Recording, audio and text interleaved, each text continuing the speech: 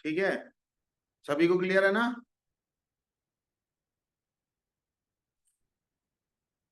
Bappan Sharma ji, Sanjeev ji clear है? इशारा करिए। ठीक है, लिखना चालू करिए। कुछ चीजें मैं आगे आपको बताने क्या वाला हूं, उसका कंक्लूजन मैं थोड़ा सा बता देता हूं। अगर डी9 चार्ट का जो असेंडेंट है वो 8 नंबर राशि से कनेक्टेड हो जाए, मतलब वृश्चिक लगन की कुंडली डी9 चार्ट में बन जाए, तो आफ्टर मैरिज व्यक्ति का बहुत तेजी से ट्रांसफॉर्मेशन हो जाता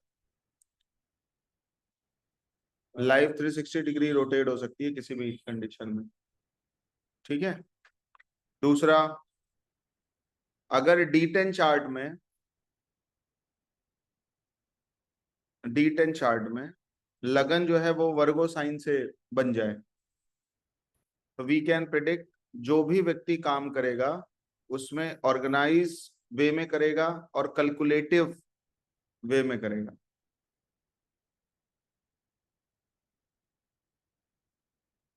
ठीक है। एस ऐसा क्यों बोला? क्योंकि डी9 चार्ट मैरिज को रिप्रेजेंटेट करता है। उसका उसमें जो भी राशि लगन बनेगी आपके डी9 चार्ट में, उसका बहुत बड़ा रोल रहेगा आपकी शादी के बाद।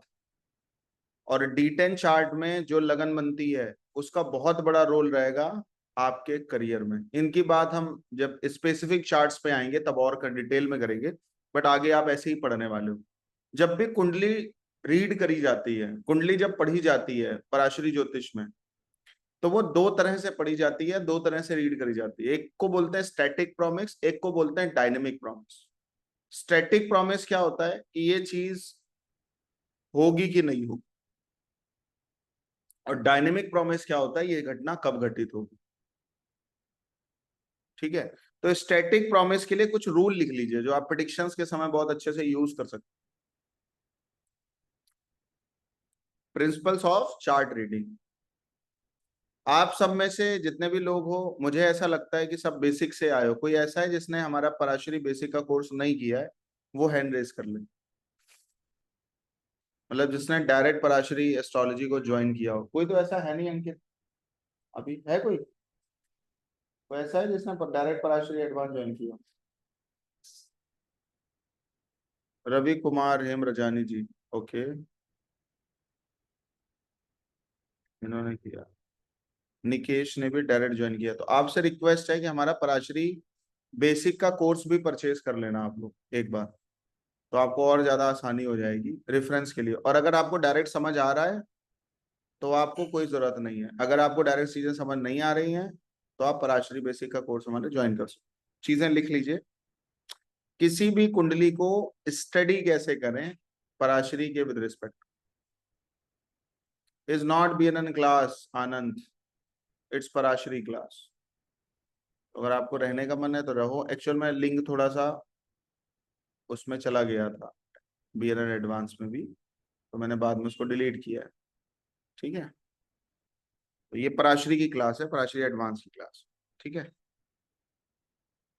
तो सबसे पहला जो काम होता है वो कंसर्न हाउस देखना होता है आपको। कंसर्न हाउस का मतलब, कोई व्यक्ति अगर अपने हेल्थ की बात कर रहा है first house, wealth, family, speech की बात कर रहा है सेकंड हाउस, मतलब जिस भी क्वेश्चन को लेके उसका कंसर्न है, करियर को लेके है तो 10th हाउस, घर को लेके है तो 4th हाउस, चाइल्ड को लेके है तो 5th हाउस। ठीक है। कष्ट को लेके है, विपत्ति को लेके है, संकट को लेके है 8th हाउस। कंसर्न हाउस सबसे पहले आपको देखना है, वो उस पर आपका सबसे पहले फोकस होना चाहिए।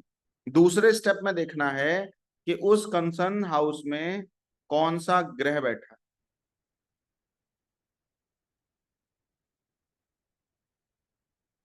साथ ही साथ कौन से ग्रह उस भाव को देख रहे हैं।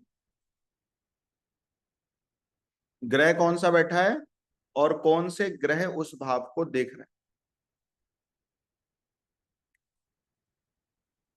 एक बात और समझ लीजिएगा, शुभ ग्रह जुपिटर मून मरकरी, शुभ ग्रह जो होते हैं ना जुपिटर मून मरकरी, ये जिस भी भाव में बैठते हैं या जिस भी भाव को देखते हैं, अब ये योग कारक हैं या मारक हैं वो आपको देखना भी नहीं, वो बाद की चीज है। हर प्लेनेट में एक चीज ध्यान रखना, दो तरह के गुण मौजूद हैं, दो तरह की चीजें मौजूद। अगर कोई ग्रह आपके शुभ भावों में आके बैठा है, ट्राइन में बैठा है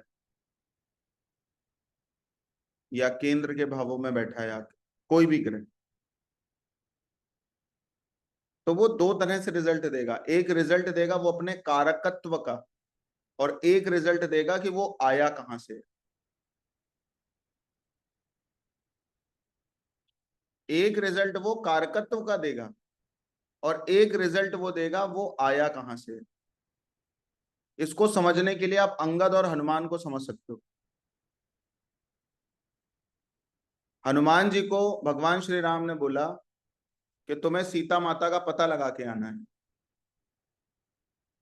लेकिन अब कारकत्व क्या है, बहुत डेप्थ है हनुमान जी, जितना बताया जाता है उससे ज्यादा करते हैं, ये कारकत्व है ना उनका, बहुत प्रेजेंट ऑफ माइंड है उनका। तो उनको बताया गया सीता का पता लगा गया, और पता तो उनको विभीषण ने बता दिया ना कि वहां विश्व वाटिका में बैठे हैं, वहां सीता पुष्प वाटिका में बैठी है, पता तो लग गया ना। तो पता लगने के बाद उन्होंने कहा कि सीता जी को पता भी चल जाए कि हम आए हैं, तो उतना ही प्रॉमिस था, उतना ही कमिटमेंट था कि आप ये अंगूठी माँ सीता को दे देना, और वो दे दिए, वो कमिटमेंट फुलफिल भी हो गया। अब उसके बाद उनको रंगबाजी सूझ रही है, कारक। अब उनको रंगबाजी सूझ रही है कि जरा यहाँ मिल भी लेते हैं दो चार लोगों से, इनके बल का पता भी कर लेते हैं कितनी सामर्थ्य है किसमें। तो माता से जबरदस्ती कह रहा है, वो उनको भूख नहीं लग सकती, प्यास नहीं लग सकती, फिर भी वो माँ से कह रहे हैं माँ थोड़ा भूख लगी है, हमें कुछ खाने का मन है, तो हम किधर खा लें। उन्होंने कहा भाई अशोक वाटिका है बगल में, जाके खा लो। अच्छा खा भी रहे हो तो चुप्पे से खा सकते हो। अब ये क्या मतलब है कि मतलब पेड़ भी गिराओ, पेड़ भी तोड़ो, पूरा बगीचा तहस नहस कर दिया। फल खा कम रहे हैं, फेंक ज्यादा रहे हैं, फल खा कम रहे हैं, फेंक ज्यादा रहे हैं। मैं अक्सर, हमारे कानपुर में एक मंदिर है हनुमान जी का, मैं अक्सर वहां पे जाता हूँ। तो मैं जब पूजा करने बैठता हूँ, ध्यान करने बैठता हूँ, तो मेरा प्रसाद वगैरह वहीं रखा रहता है। तो बंदर क्या करते हैं, मेरे अगल बगल आ जाते हैं, तो मैं मना भी नहीं करता हूँ, क्योंकि बंदर को मना करने का मतलब 12 इंजेक्शन को चुनौती दे दी आप। क्योंकि कुत्ता और बंदर के काटने रेबीज होता है, सीधी ये बात है, और कम से कम 5 तो लगेंगे।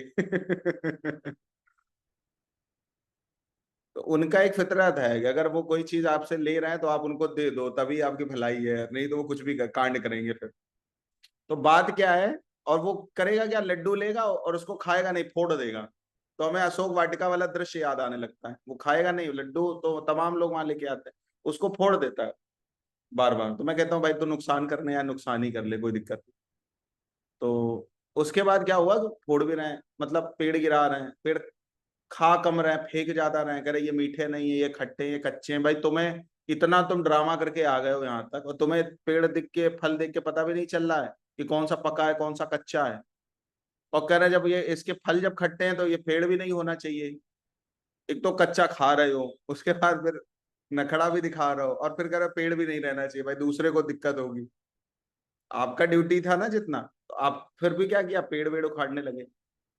उतना ही नहीं किया, अक्षय कुमार का वध भी कर दिया जब वो मना करने के लिए आया। रावण का जो पहला सबसे बड़ा पुत्र था, ज्येष्ठ पुत्र अक्षय कुमार, उसका वध भी कर दिया। उसके बाद लंका में प्रवेश भी किया, जो वहां पे नवग्रह स्थापित थे, मतलब रावण ने क्या किया था, 9 ग्रहों को बांध के रखा था, और अपने पैर के नीचे शनि को रखा था उसने। जब वो चढ़ता था अपने, मतलब सिंहासन में बैठने के लिए, तो शनि की पीठ पे पैर रख के चढ़ता था।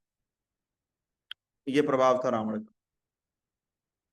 अब गए तो उन लोग को भी जब लंका में आग लगाई, चीजें करी, अच्छा लगा रहे थे तो सब जगह लगाते, विभीषण की कुटिया भी जला देते, क्या जरूरत थी, लेकिन बता भी दिया कि भाई विभीषण हमारे सपोर्टर है, इसलिए इनका घर नहीं जलाएंगे। उसके बाद बहुत ड्रामा भी हुआ, आपको पता ही है। कुल मिला के बात जो है वो ये है कि जब, अब वहां पे हनुमान जी ने दो काम किए।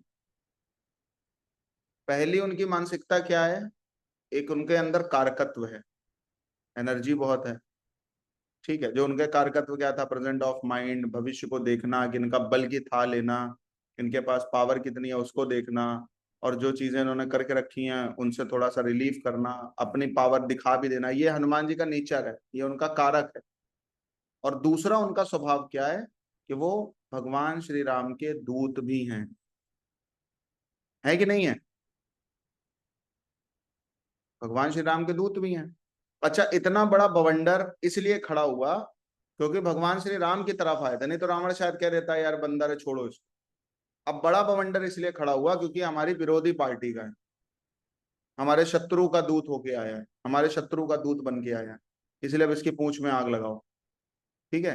तो कहने का मतलब क्या है, जब प्लेनेट किसी भाव में बैठता है दो तरह से रिजल्ट्स देता है, मेरी बात को आप समझने की कोशिश करना। पहला रिजल्ट वो देता है अपने कारकत्व के द्वारा, वो शुभ हो सकता है अशुभ भी हो सकता है। और दूसरा वो रिजल्ट देता है किस हाउस से आया है। मान लो किसी व्यक्ति की कुंडली में, कुंडली मान लो धनु लगन की कुंडली। अब धनु लगन की कुंडली में चंद्रमा जो होता है वो मार्केश बनता है। अब चंद्रमा किसी के लगन में बैठ जाए तो व्यक्ति इमोशनल भी होगा, उसकी माँ भी उसको बहुत लव करेगी, प्रेम करेगी। ठीक है। इमोशनल भी होगा, फिजिकल माइंडेड भी होगा, इतना तो होगा ही होगा। और उसकी लाइफ में समस्याएं, कष्ट कुछ ना कुछ बने भी रहेंगे। तो दो तरह से प्रिडिक्शन करी गई। पहली, चंद्रमा की जो क्वालिटी है, चंद्रमा का जो कारक है वो भी उस पर इफेक्ट देगा। ठीक है, वो उसके नेचर में दिखे। देखो दो तरह से दिखता है, तो दो तरह से कैसे दिखता है, जब प्लेनेट अपना कारकत्व देगा तो वो आपके नेचर और बिहेवियर में डालेगा, आपकी टेंडेंसी में उसका इफेक्ट दिखेगा। लेकिन जब वो हाउस के रिजल्ट देगा तो आपकी परिस्थितियों में उसका रिजल्ट दिखेगा। मनस्थिति और परिस्थिति। मनस्थिति क्या है? मनस्थिति क्या है? प्लेनेट का कारकत्व नेचर। और परिस्थिति क्या है? प्लेनेट किस हाउस से आया है उसी हिसाब से वो चीजें प्लान करेगा। मान लो नाइन्थ लॉर्ड है आपकी कुंडली का, नाइन्थ लॉर्ड आपके लगन में बैठ गया, तो नाइन्थ लॉर्ड जब लगन में बैठा है ना, तो उस, मान लो जुपिटर नाइन्थ लॉर्ड हुआ है, मेष लगन की कुंडली है, नाइन्थ लॉर्ड जुपिटर है और लगन में आके बैठ गया, तो वो क्या करेगा? आइडियलिस्टिक नेचर डेवलप करेगा। जुपिटर से रिलेटेड उसकी बॉडी टोन होगी, मतलब थोड़ी हेल्दी बॉडी होगी, वाटर ज्यादा होगा बॉडी में, फेस जो है वो चौड़ा होगा, चेहरा और माथा जो है वो थोड़ा सा बड़ा होगा, ब्रॉड होगा, नेचर में थोड़ा सा धैर्यता दिखेगी, थोड़ी सी आइडियलिस्टिक नेचर दिखेगा। ठीक है। मैच्योरिटी उसकी लाइफ में दिखेगी। कुछ बच्चे बहुत छोटे होते हैं ना, लेकिन उनके अंदर मैच्योरिटी का स्तर बहुत बड़ा होता है, वो चीज दिखेगी। वो कहां से दिख रही है? वो कारक से दिख रही है। बिहेवियर, टेंडेंसी, नेचर कैसे दिखता है? ये कारक से दिखता है, कारकत्व से दिखता है। लेकिन परिस्थिति हमेशा वो आया कहां से है उससे दिखेगा, किस हाउस का लॉर्ड बन के आया है उससे दिखेगा। तो आप लोग अब डिफरेंशिएट शायद कर पाओगे कि प्लेनेट हमेशा दो तरह से रिजल्ट देते हैं। पहला रिजल्ट देते हैं वो अपने कारकत्व को उस पर्टिकुलर हाउस में उड़ेल देते हैं। मान लो किसी का नाइन्थ लॉर्ड शनि बना है और दूसरे भाव में जाके प्लेस्ड हो गया। बात को समझना केवल, क्योंकि एस्ट्रोलॉजी कभी रटी नहीं जा सकती। ज्योतिष रटने बैठोगे ना तो कुछ बेनिफिट होगा नहीं पूरी लाइफ में। एस्ट्रोलॉजी हमेशा समझी जाती। तो क्या है मतलब, शनि क्या है, नाइन्थ लॉर्ड होके सेकेंड हाउस में बैठ गया। अब शनि नाइन्थ लॉर्ड होके सेकेंड हाउस में बैठा है, तो व्यक्ति का फैमिली के साथ, फैमिली कैसी होगी, उसका एट्रीब्यूट कैसे होगा? शनि की तरह। मतलब हो सकता है टाइम पंचुअल हो फैमिली, हो सकता है परफेक्शनिस्ट हो फैमिली, और कुछ ऊपर नीचे कुछ संयोग बन गए, शत्रु छेपी हो गया या और कोई चीज हो गई। हो सकता है फैमिली बहुत स्लो हो, लेजी हो। ठीक है। पैसा कमाने का जो तरीका है वो थोड़ा स्लो हो, या परफेक्शन पे जा रहा हो। मतलब व्यक्ति धन कमाने के लिए खुद को बेहतर करता चला जाए, पर डे बेहतर करता चला, टाइम पंचुअलिटी उसके पास बहुत अच्छी हो, समय का पाबंद हो। धन को लेके, कि भाई कुछ लोग अपना टाइम फिक्स कर लेते हैं, मतलब कुछ मोटिवेशनल स्पीकर्स को आप देखोगे वो क्या बोलते हैं, भाई आप अपना लिखोगे आपको इस साल कितना पैसा कमाना है, ऐसा बोलते हैं ना वो किसके लिए प्रिडिक्शन है? जिसका शनि दूसरे भाव में बैठा है, या दूसरे भाव का संबंध जिसका शनि से। तो एक टेंडेंसी कैसी हो गई वेल्थ को लेके, वॉइस को लेके और फैमिली को लेके, टेंडेंसी कैसी हो गई शनि के विद रिस्पेक्ट। ये हो गया नेचर, ये होगा बिहेवियर, ये हो गई टेंडेंसी। लेकिन वो शनि 9th और 10th का लॉर्ड भी है। तो परिस्थिति, धन कमाने का जो नेचर होगा, जो टेंडेंसी होगी, वो कैसी होगी कि मैं खुद को बेहतर कर पाऊं, मैं जितना चाहूं जिस समय जितना चाहूं उतना पैसा मेरे को टाइमली मिल जाए। मान लो मैंने कोई काम किया और क्लाइंट ने मेरे को बोला कि कल मैं रात को 8 बजे आपको पैसा दे दूंगा। अब वो अगर 8 बजे पैसा नहीं आ रहा है तो उसका मतलब बीपी ऊपर नीचे हो रहा है कि यार इसने 8 बजे बोला था, मतलब टाइम की कोई वैल्यू नहीं है, कीमत ही नहीं है, जबान की कोई कीमत नहीं, मतलब उसका क्या है, मेरे को आप एग्जैक्ट टाइम बता दो कब करना है। ये क्या हो गया, उसका नेचर हो गया है धन को लेके, वॉइस को लेके। अगर जबान दिया है तो समय पे पूरा होगा वो काम। बात समझ आ रही कुछ? ये उसकी मनस्थिति है उस हाउस को लेके। लेकिन अब परिस्थिति क्या है, भाई 9th और 10th लॉर्ड होके बैठा है, मतलब पैसा कैसे आएगा, 10th को यूटिलाइज करके आएगा और 9th को यूटिलाइज करके आएगा। मतलब या तो एजुकेशन में जाए, कंसल्टेंसी में जाए, ट्रांसपोर्टेशन में जाए। 9th हाउस ट्रांसपोर्टेशन का भी है, शनि कनेक्टेड है, यात्रा का, यात्रा में शनि ट्रांसपोर्टेशन को रिप्रेजेंटेट करता है। ट्रांसपोर्टेशन में जाए, यात्राओं के द्वारा पैसा कमाए, टूर टूर एंड ट्रेवल्स में चला जाए। बात समझ रहे हो आप? तो इन सब चीजों की परिस्थिति डेवलप करके फिर अर्निंग होगी। बट मेंटालिटी क्या है, टेंडेंसी क्या है, थॉट क्या है, कि मेरे को कोई मेरे से पैसा लेके जाए, कोई कमिटमेंट करे तो टाइमली फुलफिल करे। ये शनि का नेचर है, ये उसका बिहेवियर है। तो कभी भी जब प्लैनेट को जज करने की बारी आए तो दो तरह से जज करिएगा, कभी भी एक तरह से जज मत करिएगा। कोई भी ग्रह आप देखते हो, पंडित लोग जब आप कभी भी किसी पंडित जी के पास कुंडली दिखाने जाते हो, उनको ज्योतिष आती हो चाहे ना आती हो, मान लो आप लोग तो बहुत जानते हो एस्ट्रोलॉजी को, लेकिन कुछ लोग ऐसे भी हैं जिनको एस्ट्रोलॉजी आती नहीं, और उनकी प्रिडिक्शन जानते हो क्या होती है, आपके केंद्र में और आपके त्रिकोण में सारे ग्रह बैठे हैं, या आपका गुरु उच्च का होके बैठा है, अब वो 8th लॉर्ड होके ही उच्च का बैठा हो, चाहे चाहे वो 6th लॉर्ड होके ही उच्च का बैठा हो, चाहे वो 12th लॉर्ड ही होके उच्च का बैठा हो, चाहे वो कुंडली का सबसे मारक प्लैनेट हो उच्च का बैठा हो, क्या कहते हैं, बृहस्पति आपकी कुंडली में बहुत अच्छा है। उन पंडित जी ने जो प्रिडिक्शन करी है वो एक कड़ी की प्रिडिक्शन करी है, दूसरी कड़ी मिस हो गई। एक कड़ी की प्रिडिक्शन क्या हो गई कि व्यक्ति का जुपिटर अगर स्ट्रांग है तो उसके अंदर आइडियलिस्टिक होगा, मैच्योरिटी होगा, किसी भी कंसर्न को लेके, कंसर्न हाउस को लेके। अगर लगन में है तो बिहेवियर में चीजें दिखेंगी, 5th में है तो लर्निंग में वो चीजें दिखेंगी, रिलेशंस में वो चीजें दिखेंगी, 11th में तो फ्रेंडशिप में वो चीजें दिखेंगी, एल्डर्स को रिस्पेक्ट देते समय वो चीजें दिखेंगी, दिखेंगी कि नहीं दिखेंगी। लेकिन उसका दूसरा एक फॉर्मूला और है, वो प्लेनेट चल के कहां से आया, वो उसकी परिस्थिति को बताए कि भाई तुम्हारी लाइफ में ट्रबल रहेगा इस कंसर्निंग हाउस के विद रिस्पेक्ट टू, या तुम्हारी लाइफ में ऑस्पिशियस रहेगी, या तुम्हारी लाइफ इस पर्टिकुलर चीज के विद रिस्पेक्ट टू वो डील कैसे करेगा। वो हो गई इसकी परिस्थिति। कभी कभी व्यक्ति मनस्थिति से बहुत मजबूत होता है, वो कहता है सर हम बहुत पॉजिटिव हैं, बट मेरा टाइम क्या, मतलब मैं कुछ भी कहीं भी हाथ डाल रहा हूँ वहां भी असफलता मिल रही, कहीं भी हाथ डाल रहा हूँ वहां भी असफलता मिल रही, कहीं भी हाथ डाल रहा हूँ वहां भी असफलता मिल रही। मेरा मतलब वो क्या कहेगा कि मैं मेंटली बहुत स्ट्रांग हूँ, मैं बहुत पॉजिटिव हूँ, बट मेरी परिस्थितियां ऐसी चल रही कि मेरे को नेगेटिव होना पड़ा। सुनते हो आप ये सब? तो उसके पीछे कारण क्या होता है, प्लेनेट कभी भी रिजल्ट देता है तो अपने कारकत्व के अकॉर्डिंग भी रिजल्ट देता है, और जिस हाउस से वो आया है, जिस भाव से वो चल के आया, उसके विद रिस्पेक्ट टू भी रिजल्ट वो। इसलिए कभी भी मिस मत करिएगा। मैंने अभी एक चीज बोली है, मून, जुपिटर, मरकरी, ये कुंडली के जिस भी हाउस में बैठे हैं, क्योंकि इनको सबसे शुभ ग्रह बोला जाता है, ये कुंडली के जिस भी भाव में बैठते हैं वहां पे शुभता ला देते। अब दूसरा, शुभता कैसे लाएंगे? मेंटेलिटी में शुभता लाएंगे, बिहेवियर में शुभता लाएंगे, थॉट प्रोसेस में शुभता लाएंगे, उस कंसर्निंग हाउस के विद रिस्पेक्ट टू डीलिंग बहुत अच्छी होगी। अब आपने देखा होगा कुछ लोग बहुत अच्छा बोल लेते हैं, बहुत अच्छा बोल, मतलब उनसे अच्छा कोई बोल ही नहीं सकता, बट क्लाइंट नहीं आ रहा चल के,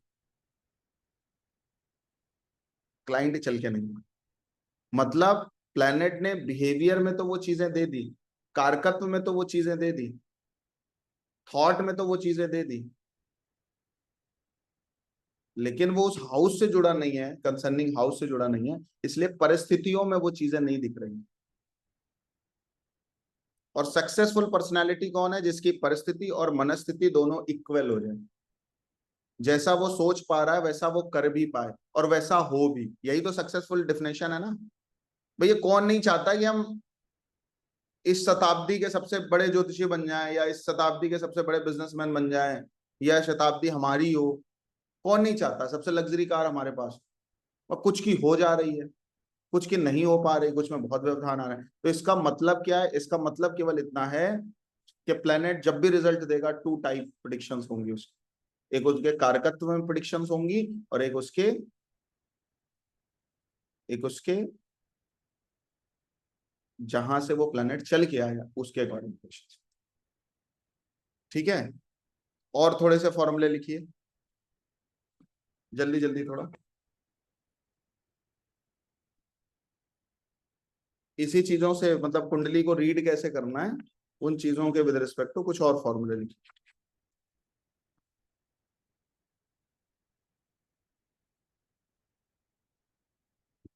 तो मैंने अभी आपको बोला जुपिटर मून मरकरी किसी भी भाव में बैठेंगे या किसी भी भाव को देखेंगे उस भाव में शुभता प्रदान करेंगे, और व्यक्ति को उस प्लेनेट से रिलेटेड सारी चीजें जरूर प्राप्त होंगी, जो भी कंसर्निंग हाउस है। मान लो मरकरी सेकंड हाउस में बैठा है, तो उसकी जो बोल चाल है, उसकी जो वॉइस है, वो बहुत अच्छी होगी, कम्युनिकेशन स्किल उसकी बहुत अच्छी होगी। ठीक है, सॉफ्ट प्लेनेट है ना ये, इसलिए ये चीजें देखने को मिलेंगी। चार्जर नहीं, हाँ, रख दिया।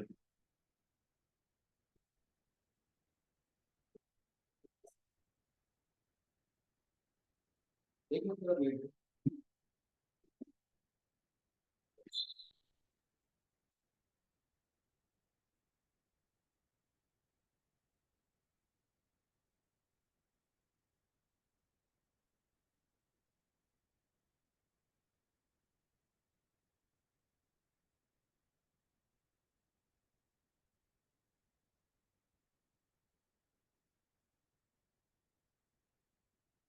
आगे लिखिए चीजें। अशुभ ग्रह जैसे शनि, राहु,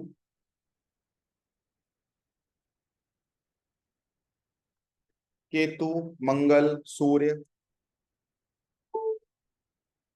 किसी भी घर में बैठेंगे, किसी भी घर, या किसी भी घर को दृष्टि करेंगे, तो इनकी प्रकृति क्या है? हार्म करना,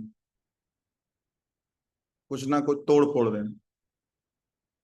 तो उस हाउस से रिलेटेड जो मेन चीजें होंगी, मुख्य चीजें होंगी, उसको हार्म भी करेंगे। आजकल बहुत लोग अपनी कलाइयों में काला धागा पहन लेते हैं। तो मैंने कुछ लोगों से पूछा कि भाई क्यों पहनते हो काला धागा? तो उन्होंने कहा सर नजर वजर ना लग जाए, इसलिए हम काला धागा पहनते हैं। लेकिन अगर हमारी वैदिक परंपरा आप देखोगे तो कलावा बांधा जाता है हाथ, जिसको हम मौली बोलते हैं। हाथ की कलाई में काला धागा अगर आ गया तो संघर्ष भी जुड़ गया, क्योंकि थर्ड हाउस या थर्ड राशि हाथ की भी होती है, कलाई की भी होती है, इसलिए यूजली अवॉइड करना चाहिए हाथ में काला धागा। कुछ लोग नेक में पहन लेते हैं, नेक में तो पहना जा सकता है क्योंकि शुक्र का घर है, थोड़ा बहुत कुछ केसेस में पहना भी जा सकता है, लेकिन हाथ में नहीं पहना, क्योंकि हाथ का जो तत्व है, कारकत्व जो है, वो मंगल के डिपार्टमेंट में आता है। तो मैं आपसे ये कहना चाहता था कि अगर शुभ ग्रह किसी भाव में बैठेगा तो उसकी शुभता में वृद्धि करेगा, और अगर अशुभ ग्रह किसी भाव में बैठेगा तो उस भाव में ना चाहते हुए भी कुछ ना कुछ अशुभता ऐड कर देगा। यही कारण है जब मंगल दूसरे भाव में बैठता है, शनि दूसरे भाव में बैठता है, राहु दूसरे भाव में बैठता है, उस व्यक्ति के ऐसा बोला जाता है कि व्यक्ति झूठ बोलेगा या कुछ ना कुछ हाइड करेगा या कुछ ना कुछ गपशप करेगा या कुछ ना कुछ उल्टा सीधा बताएगा। लगन में अगर राहु जैसा ग्रह बैठा है, शनि जैसा ग्रह बैठा है, ये कपट योग को भी रिप्रेजेंटेट करता है। व्यक्ति के अंदर कुछ होगा, एक्सप्रेस वो कुछ और करेगा, क्योंकि राहु के अंदर जो गुण है ना वो डिप्लोमेटिक गुण है। इसलिए राहु आपकी कुंडली के जिस भाव में बैठता है वहां पे डिप्लोमेसी वो अपने आप ला देता है। और व्यक्ति अगर राहु जिस भाव में बैठा है उस हाउस को लेके वो बहुत खुले मिजाज का बन जाए या बहुत बहुत ओपन हार्टेड बन जाए तो अपने लाइफ में कुछ नहीं कर पाता, वो कुछ नहीं कर पाता। आगे लिखिए। हानि करेगा, जैसे मान लो फिफ्थ हाउस में मार्स बैठा है या सैटर्न फिफ्थ हाउस को देख रहा है। मार्स या तो फिफ्थ हाउस में बैठा है, शनि या फिफ्थ हाउस को देख रहा है। तो फिफ्थ हाउस किस चीज का होता है? संतान का होता है। फिफ्थ हाउस किस चीज का होता है? एजुकेशन का होता है, आपकी बुद्धि का होता है, विद्या का भाव पंचम होता है। इसीलिए हमारे यहाँ एक तिथि सेलिब्रेट करी जाती है, वो भी बसंत ऋतु में, बसंत पंचमी। आप सबको पता होगा उस दिन सरस्वती जी की पूजा होती है, माँ सरस्वती। पंचमी में ही क्यों हो रही है? क्योंकि पंचम भाव हमारी जन्म कुंडली का विद्या का भाव है। जो लोग बसंत पंचमी में माँ सरस्वती की पूजा करते हैं वो जाने अनजाने में अपना पंचम भाव एक्टिव कर लेते। बच्चे किस डिविजनल चार्ट से देखे जाते हैं? D7 चार्ट से। और हमारे यहाँ एक तिथि पड़ती है संतान सप्तमी। जो लोग संतान सप्तमी का व्रत करते हैं वो अपने D7 चार्ट से रिलेटेड बच्चे से, संतान से संबंधित जो अशुभ योग हैं उनको सही कर लेते।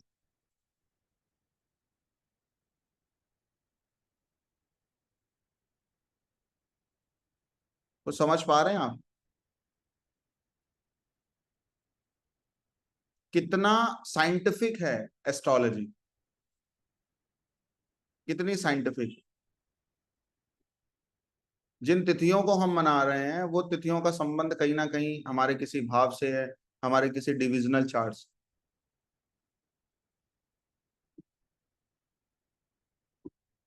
समझ आ रही है कुछ बात? आगे बढ़े, आगे लिखिए। तो अगर शनि या मंगल का संबंध पंचम भाव से बन रहा है, एनी हाउ प्लेस्ड और ऑस्पेक्ट, तो संतान या विद्या संबंधित कोई ना कोई प्रॉब्लम आएगी ही आएगी। ये कारकत्व नेचर, ये उसका कारकत्व नेचर है। अब मान लो वो एर्थ लॉर्ड होके बैठा है और एजुकेशन में प्रॉब्लम भी आ रही है, तो एस्ट्रोलॉजर ये बोल देते हैं भाई टेक्निकल एजुकेशन इसको समझ आएगी। तो ये टेक्निकल एजुकेशन क्यों बोला गया? क्योंकि एट्थ हाउस से चल के वो प्लेनेट आया है फिफ्थ हाउस। ऑकल्ट क्यों बोला गया? क्योंकि एट्थ हाउस से चल के वो प्लेनेट फिफ्थ हाउस में, मतलब आपकी विद्या में, आपकी बुद्धि में, आपकी जो सबकॉन्शियस ब्रेन है उसमें आठवें भाव की चीजें बहुत जल्दी और बहुत लेस एफर्ट में स्टोर हो सकती।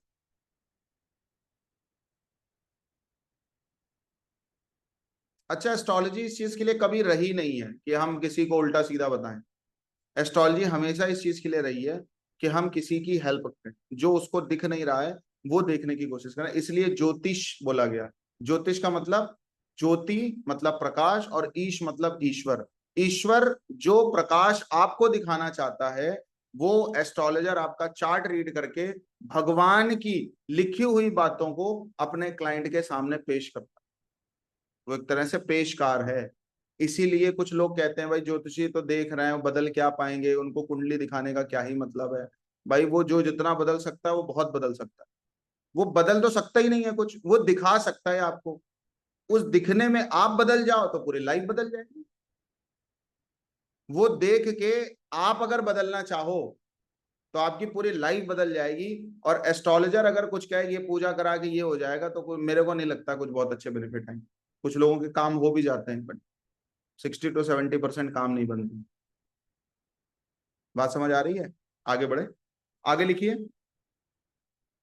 तो कहने का मतलब क्या है, सीधी बात जो है, नो बकवास, सीधी बात नो बकवास। क्या?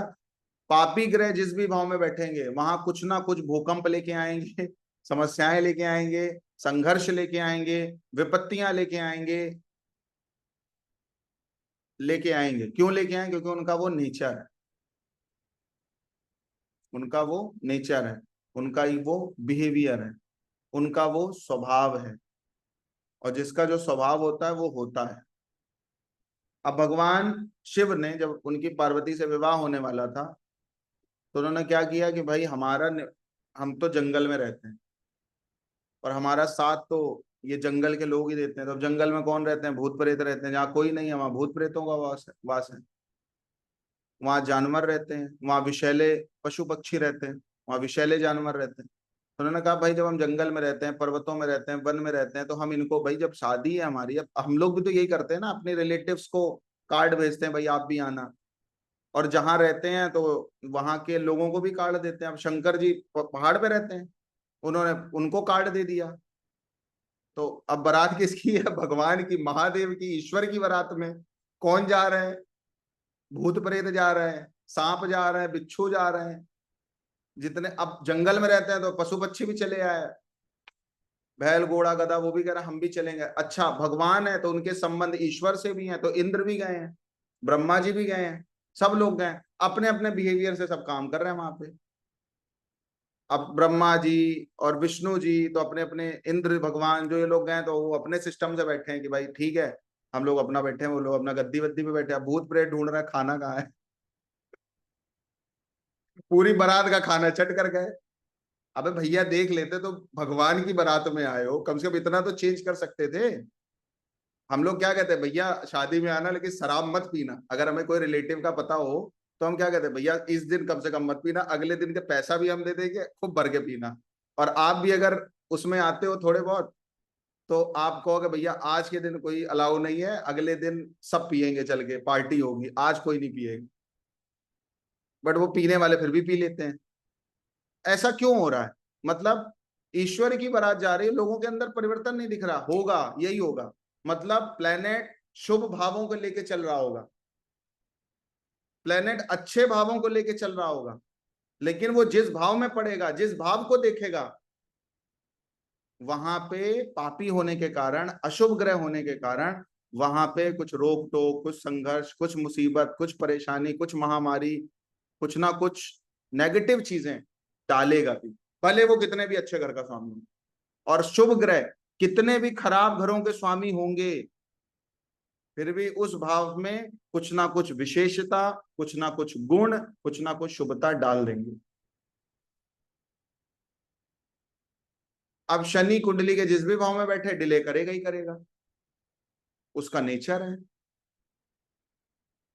वैसे सुख सारंग भी गए थे ना भगवान शिव की बारात में, वो सब खा गए थे वो तो, सब कुछ खत्म कर दिया राहु केतु ने, कुछ बचा ही नहीं। अब जब इनका नंबर आया ब्रह्मा विष्णु महेश का भोजन करने का, और ये हुआ कि भाई दूल्हा भी भोजन कर ले, अब खाने नहीं बचा। इसके पीछे लॉजिक क्या है? लॉजिक यही है कि अगर शुभ ग्रह किसी अशुभ भाव से भी जुड़ा है, शुभ ग्रह अगर किसी अशुभ भाव से भी जुड़ा है, तो उसमें भी कुछ ना कुछ मैक्सिमम शुभता वो डाल देता है। इसी कारण सूर्य और चंद्रमा को अष्टम भाव का दोष भी नहीं लगता, शास्त्र में लिखा है, क्योंकि वो बेनिफिक प्लेनेट है, उनसे बेनिफिक प्लेनेट कोई और नहीं। इवन मार सन के अंदर थोड़ा सा है, स्लाइटली मेलेफिक है सन, लेकिन चंद्रमा और सूर्य कुंडली के जिस भी भाव में बैठे हैं, वहां पे उनको दोष नहीं लगता। बात समझ आ रही?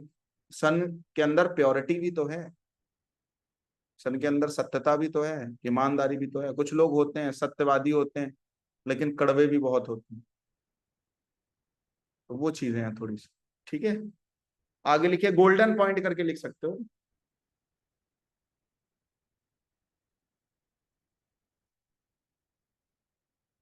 एक गोल्डन पॉइंट है।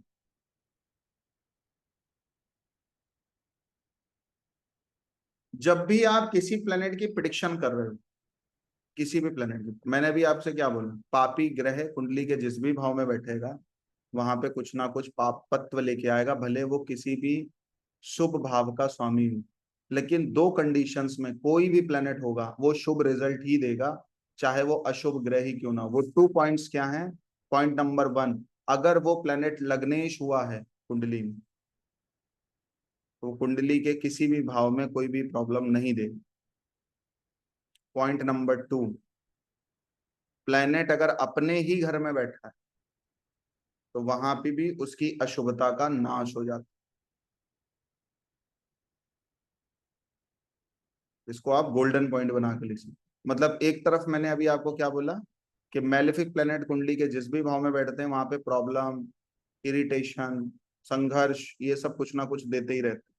लेकिन पॉइंट नंबर 2 हमने क्या बोल दिया, अगर वो लग्नेश होके बैठा है और अगर वो उस भाव का स्वामी ही होके बैठा है, या अगर ऑस्पेक्ट भी कर रहा है तो अपने ही घर को अगर वो देख रहा है, तो वहां पे परिणाम में, कारकत्व में विकृति नहीं आएगी। ये गोल्डन रूल, ये गोल्डन, समझने के लिए समझ सकते हो कि मान लो मकर लगन की कुंडली है और आपने देखा कि 4th हाउस में सैटर्न बैठा है,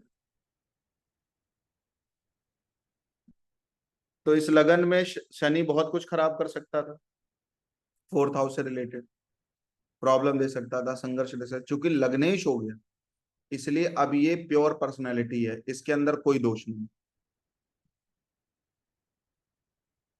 इसके अंदर कोई दोष नहीं। साथ में शनि के साथ मंगल भी मान लो बैठ जाए, ये भी पापी ग्रह है, इसमें भी कोई दोष नहीं लगेगा, क्योंकि अगर मंगल लगन की कुंडली है तो चौथे भाव में 1 नंबर राशि है। क्लियर हो रही है बात? इन बातों का भी ध्यान रखिएगा। सारे प्लैनेट्स को देखते समय, जज करते समय ये भी देखिए वो किस राशि में बैठे। और अभी हम आएंगे शत्रु राशि, मित्र राशि, इन सब चीजों पे भी आएंगे, बट आप इसको भी समझने की कोशिश करो कि प्रिडिक्शन करी कैसे जाए।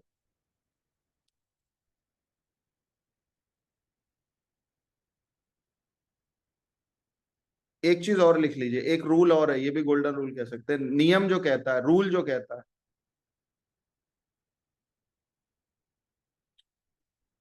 वही चीज मैं बता रहा हूं। किसी भी घर के लिए 2 ग्रह बड़े शुभ हैं, एक तो लग्नेश और एक उस ग्रह का, घर का अपना खुद का लॉर्ड, जिसको हम उस हाउस लॉर्ड बोलते हैं, ये सदैव शुभ रहेंगे।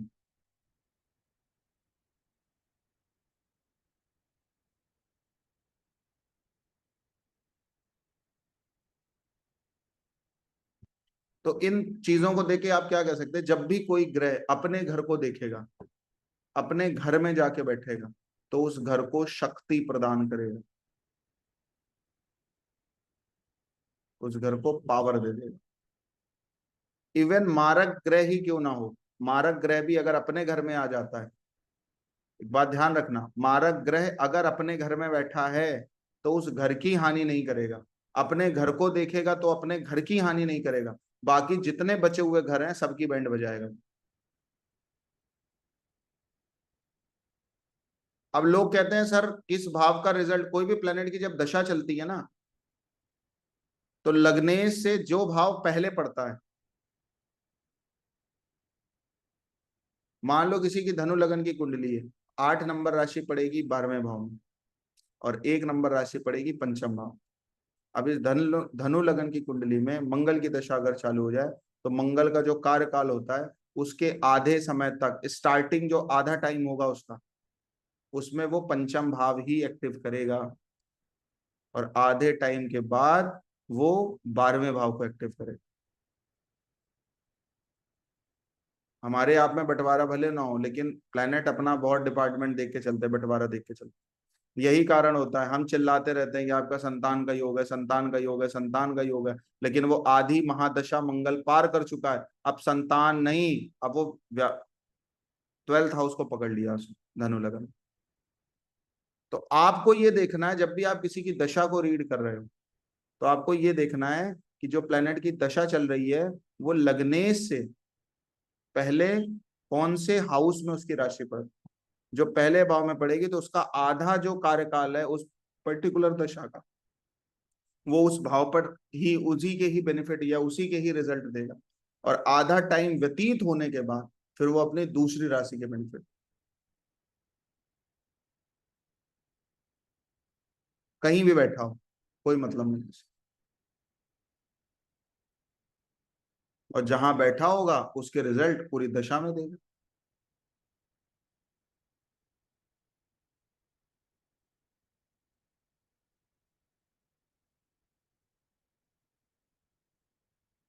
ठीक है, तो आप एक लिस्ट बनाइए, और वो लिस्ट क्या होगी?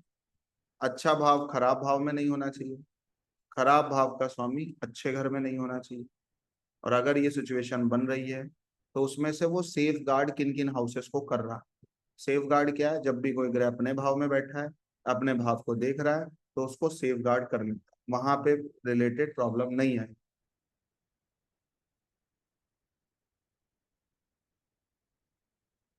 ठीक है, आगे लिखिए।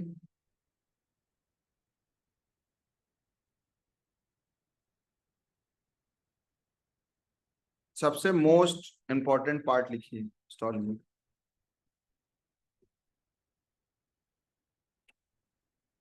हाउस का काम क्या है? जो भाव होते हैं उनका काम क्या है? हम कहते हैं ना 1 से लेके 12 भाव, उनका काम क्या है?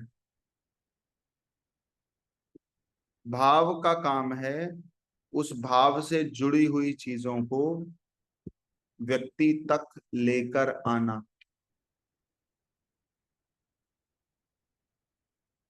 मतलब 7th हाउस का काम है शादी करवाना, बिजनेस करवाना।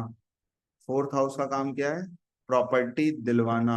वो लेके आएगा, वो अपॉर्चुनिटी आप तक लेके आएगा। और घर के स्वामी का क्या काम है? जो चीजें प्रकृति ने आपको दी हैं, भाव ने क्या किया, वो चीज आप तक लेके आया। केपी एस्ट्रोलॉजी आप में से बहुत लोग कर रहे हैं। आप देखते हो भाई 7वां भाव एक्टिव हो गया दशांतर दशा महादशा में, तो इस व्यक्ति की शादी इस दशांतर दशा में हो जाएगी। ठीक है तो ना, ये भाव का काम क्या है? चीजों को लेके आना, आप तक लेकर आना। और उस भाव के स्वामी का काम है उन चीजों को मेंटेन करना। चीजें आ तो गई आपके पास, अब वो मेंटेन कितने परसेंट रहेंगी, ये उस भाव के स्वामी डिसाइड करेगा। 7th लॉर्ड अगर 8th में चला गया, 7th लॉर्ड अगर 12th में चला गया, तो 7th हाउस का तो काम है शादी करवा देना आपकी, लेकिन वो 12th में चला गया, मतलब मेंटेन में प्रॉब्लम आ रही, सेपरेशन, आइसोलेशन और डिवोर्स और प्रिजन। मेंटेन करने में प्रॉब्लम, मतलब हम क्या कहते हैं, कोई भी भाव का स्वामी अपने से त्रिकोण में या केंद्र में जाके बैठे, किसी भी भाव का स्वामी अपने भाव से त्रिकोण या केंद्र में जाके बैठे, वो भाव मेंटेन हो जाता है। अब आप कहोगे 4th लॉर्ड 8th हाउस में जाके बैठा है खराब हो गया, कोई खराब नहीं। 4th लॉर्ड 12th में जाके बैठा है खराब हो गया, कोई खराब नहीं है। वो अपने चौथे भाव से त्रिकोण में बैठा है। 4th से जब आप काउंट करोगे तो 8th हाउस चौथे का पंचम भाव पड़ेगा।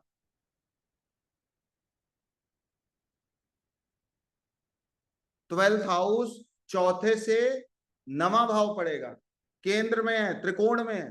तो आप कैसे पता करोगे कि ये प्लेनेट, ये हाउस का लॉर्ड इस भाव को मेंटेन करेगा? कैसे कह सकते हो आप? वो आप तब कह पाओगे जब वो प्लेनेट अपने भाव से त्रिकोण या केंद्र में बैठा होगा, तभी मेंटेन करेगा, अदरवाइज बहुत प्रॉब्लम आएगी। और अगर 6 8 12 में बैठा है उस भाव से, भले ही चाहे जितना अच्छा भाव हो। अब दूसरे भाव का स्वामी 2nd लॉर्ड 6th हाउस में जाके बैठे, तो क्या आप धन, शत्रु आपके धन का हरण कर लेंगे? नौकर क्या आपका पैसा चोरी कर लेगा? नहीं, ये सबसे बेस्ट योग है। दूसरे भाव का स्वामी 6 में बैठा है जाके, मतलब अपने से त्रिकोण में जाके बैठ गए, मतलब मैं एक चीज आपको यहाँ पे क्लैरिफिकेशन दूं, बहुत मतलब की आपको, कोई भी प्लेनेट अपने से जब 6 8 12 में जाता है, अपने कंसर्निंग हाउस से 6 8 12 में जाता है, तब वो प्लेनेट अपनी उस भाव से रिलेटेड चीजों को मेंटेन करने में बहुत एफर्ट करता है, और जरूरी नहीं है कि वो कामयाब हो। लेकिन जब वही प्लेनेट भले कुंडली के हिसाब से 6 8 12 में पड़ा होगा, लेकिन वो प्लेनेट अपने भाव से अगर त्रिकोण या केंद्र में पड़ा है, तो उससे ऑस्पिशियस प्लेसमेंट कोई नहीं। किसके विद रिस्पेक्ट टू? उस हाउस के विद रिस्पेक्ट,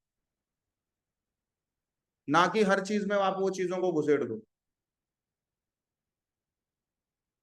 अब मान लो किसी की कुंडली में फोर्थ लॉर्ड और फिफ्थ लॉर्ड दोनों शनि बन गया, तो ये प्रॉपर, और एट्थ में जाके बैठ गया आपकी कुंडली के एट्थ हाउस में। ये हाथ उठाने की जो परंपरा है, इसका मैं आपको बोलूंगा खुद ही, ऐसे बीच में मत उठाएगा कोई भी।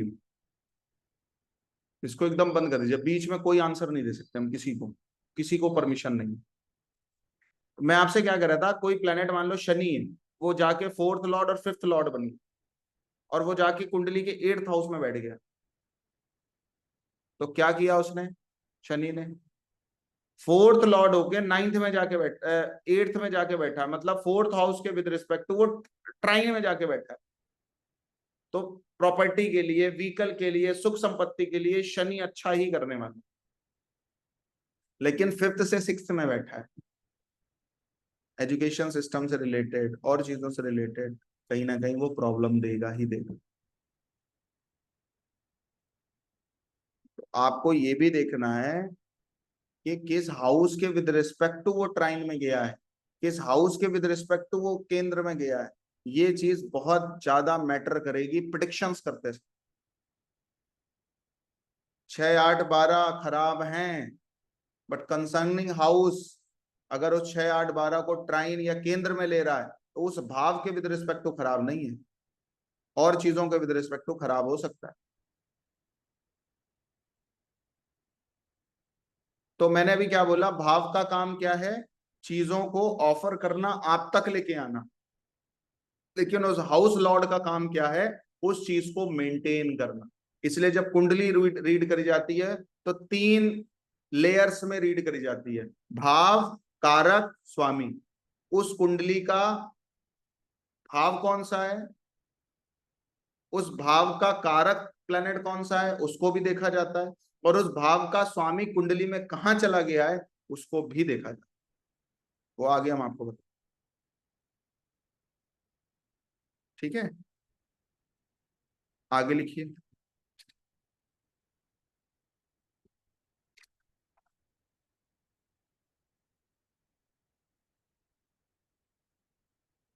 आगे लिखिए।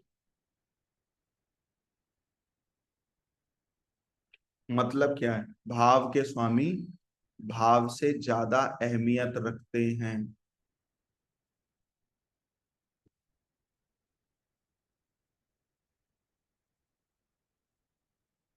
भाव के स्वामी, किसी हाउस के लॉर्ड, उस हाउस से ज्यादा अहमियत रखते हैं। मतलब क्या है, किसी भाव में कोई प्लेनेट बैठा है, उससे ज्यादा इंपॉर्टेंट है वो प्लेनेट उस भाव से कहाँ बैठा है।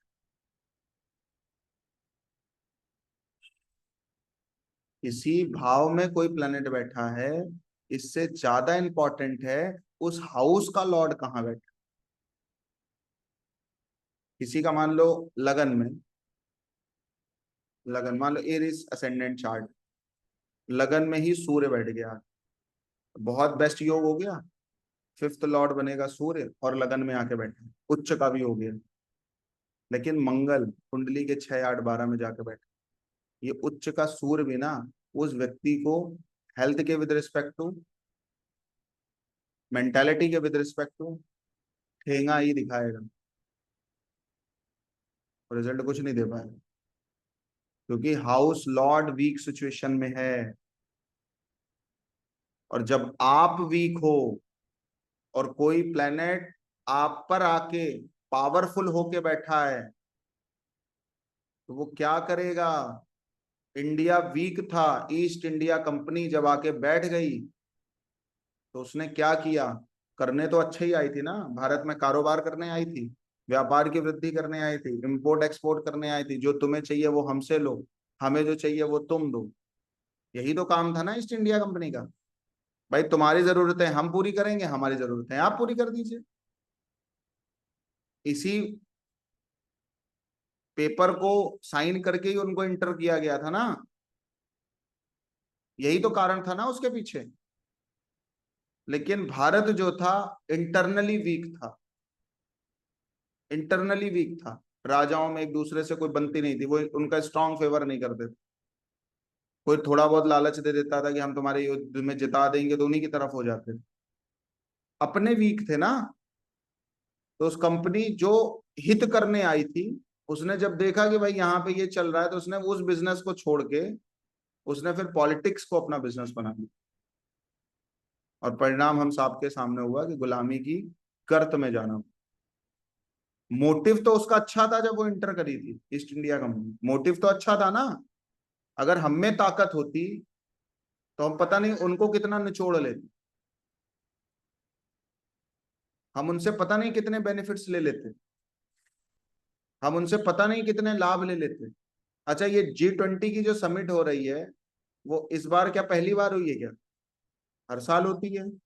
बहुत बहुत प्रधानमंत्रियों ने इसकी समिट करी है, और भी बहुत सारी चीजें होती थी। लेकिन जिस पावरफुलनेस के साथ, जिस चीजों के साथ आज इंडिया परफॉर्म कर रहा है, जिस अपनी विदेश नीति के साथ आज इंडिया परफॉर्म कर रहा है, पहले नहीं कर पाता था।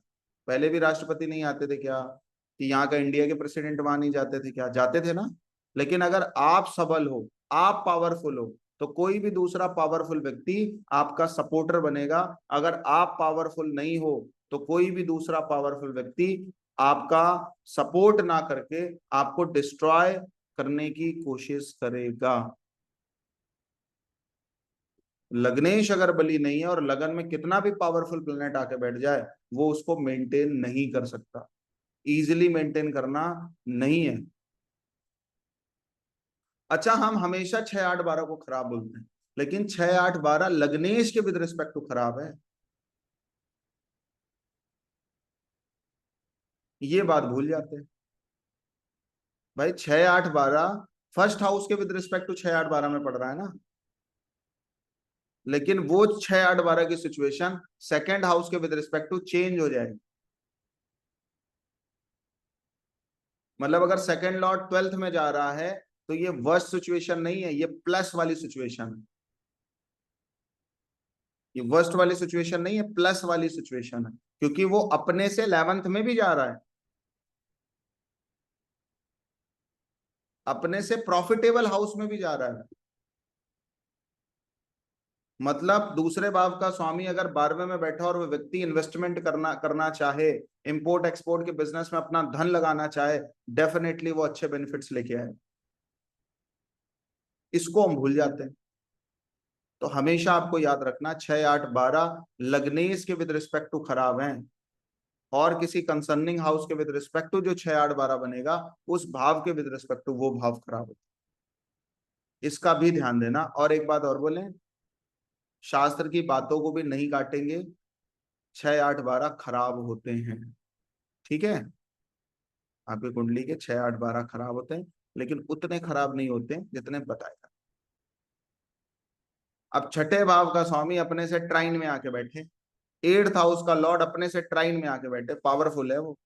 8 लॉर्ड बैठ जाए 4th हाउस में आपकी, 8 लॉर्ड बैठ जाए 12th हाउस में, वो जितनी बैंड बजाएगा ना, वो झेलेगी नहीं आपसे।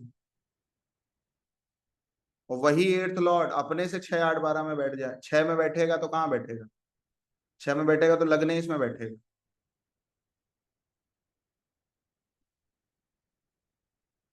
8th लॉर्ड जब लगन में बैठता है ना जाके, तो प्रॉब्लम ये नहीं है कि छठ 8वें का भाव, 8वें का स्वामी लगन में आके बैठा है, वो बहुत बड़ा खतरा नहीं है। बहुत बड़ा खतरा ये है कि 8वें का भाव का स्वामी अपने से छठे भाव में जाके बैठा, वो विपत्ति का विषय बने।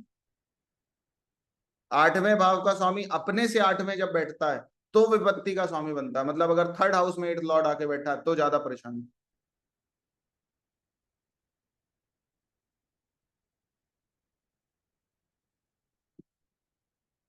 एट्थ लॉर्ड अगर सेवंथ में आके बैठा तो बहुत बड़ी परेशानी, क्योंकि वो अब अपने से ट्वेल्थ में जाके बैठा, मतलब एट्थ हाउस यहाँ पे वीक हो गया है। एट्थ हाउस यहाँ पे वीक हो गया, मतलब अगर कोई प्लेनेट कहीं से वीक हो रहा है तो मतलब उसकी एनर्जी जो हो रही है, मतलब बैटरी कब डिस्चार्ज होती है, आप कब डिस्चार्ज होते हो, जब आप अपनी एनर्जी को कहीं और झोंक देते हो तभी डिस्चार्ज होते हो ना। भाई आप कब थकते हो, जब किसी एक जगह अपनी पूरी ऊर्जा डाल देते हो तभी तो आप थकते हो, तभी थकते हो ना आप।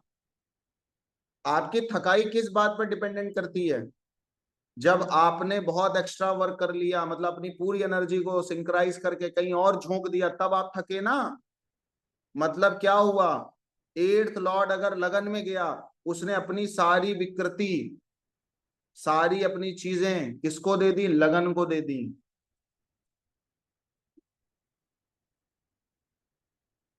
इसलिए अब प्रॉब्लमेटिक संयोग बन गया।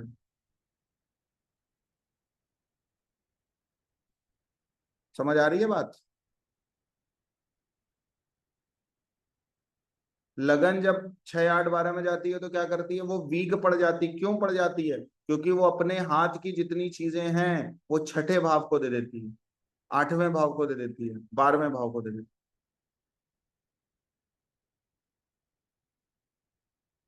इस तथ्य को, इस बात को भी समझने की कोशिश करिए। क्लियर हो रही है बात। और घर का कारक क्या करता है, 3 लेयर अभी बताई। पहला लेयर बताया हाउस क्या करता है, तो हाउस अपॉर्चुनिटीज को लेके आता है। घर का स्वामी क्या करता है, उसको मेंटेन करता है। और घर का कारकत्व क्या करता है, उसकी क्वालिटी को बताता है। और यही चीज केपी एस्ट्रोलॉजी में आप चेक करते हो, केपी ज्योतिष में आप देखते हो कि उसका जो सीएसएल होता है वो सोर्स बनता है, उसका जो एनएल होता है वो रिजल्ट देता है, उसका जो सब लॉर्ड होता है वो क्वालिटी ऑफ रिजल्ट को बताता है। एज पर पराशरी ज्योतिष, हाउस अपॉर्चुनिटीज को लेके आता है, सोर्स है। हाउस लॉर्ड रिजल्ट है।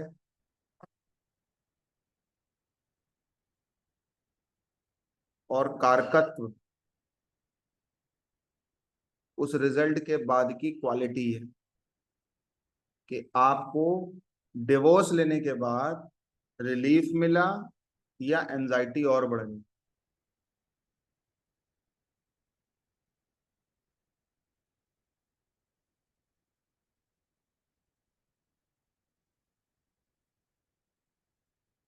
मतलब अगर 7वां भाव पीड़ित होगा तो रिश्ते ही नहीं आने देगा।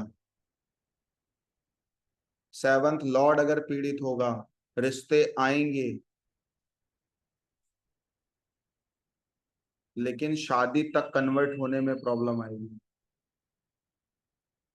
मतलब कारकत्व अगर पीड़ित होगा सेवंथ हाउस का, मतलब वीनस किसी मेल का कारक होता है एज पर पराशरी ज्योतिष, और जुपिटर फीमेल का मैरिज का कारक होता है एज पर पराशरी ज्योतिष। तो अगर किसी का जुपिटर प्रॉब्लम में चला गया तो मैरिड लाइफ की जो क्वालिटी होती है वो नहीं मिल पाती। अगर हाउस लॉर्ड खराब सिचुएशन में चला गया तो या तो शादी होती नहीं है, अगर हो गई तो डिवोर्स तक जा सकती है। और अगर भाव ही पीड़ित हो गया तो शादी हो पाएगी, इसकी भी संभावना बहुत कम है, रिश्ते ही नहीं आते।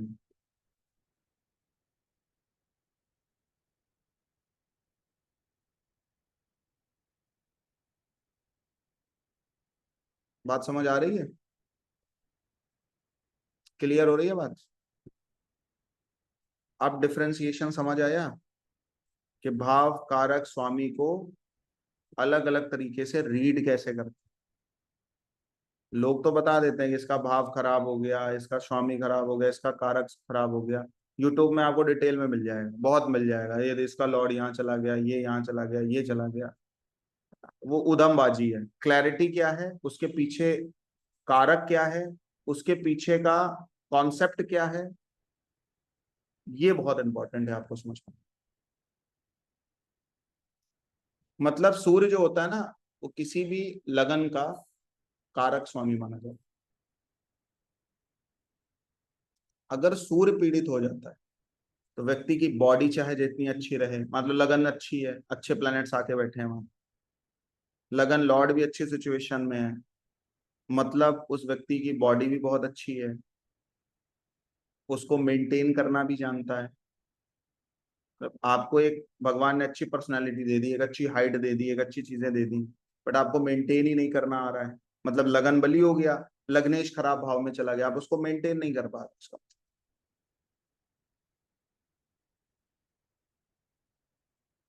चलो दोनों चीजें बेस्ट हो गई, बट सन नहीं सही है, सूर्य पीड़ित है, सूर्य परेशानी में। इसका मतलब क्या, सब कुछ सही है लेकिन फिर भी कुछ ना कुछ तकलीफ है, को पेन ही हो रहा बॉडी में।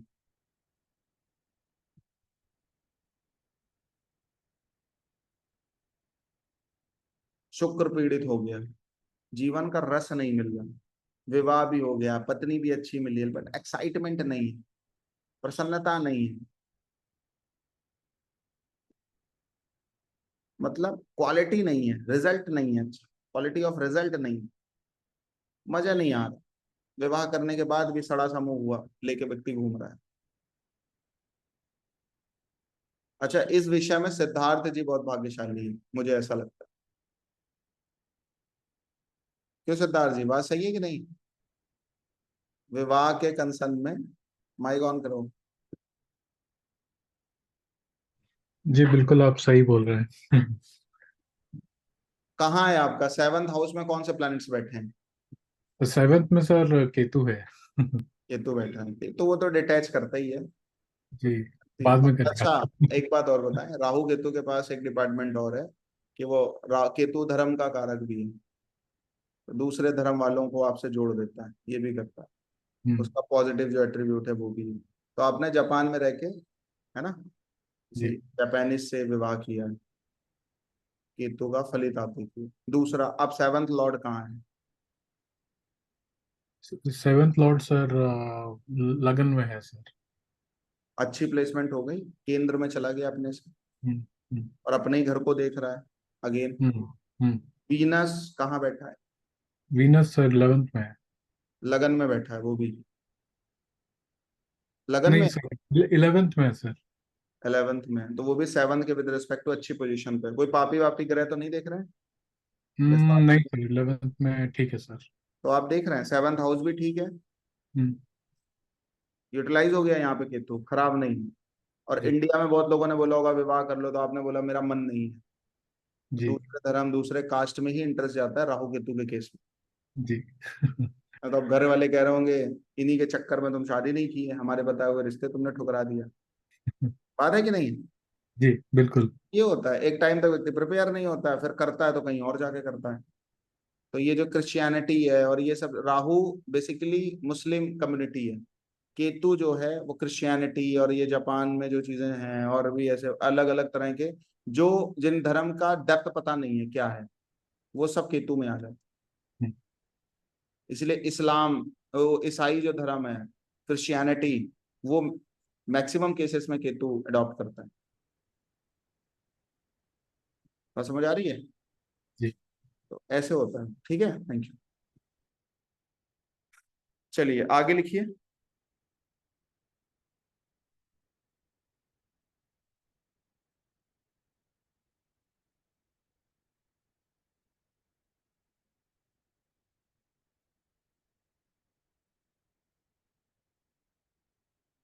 मान लो किसी प्लेनेट की दशा और अंतर्दशा चल,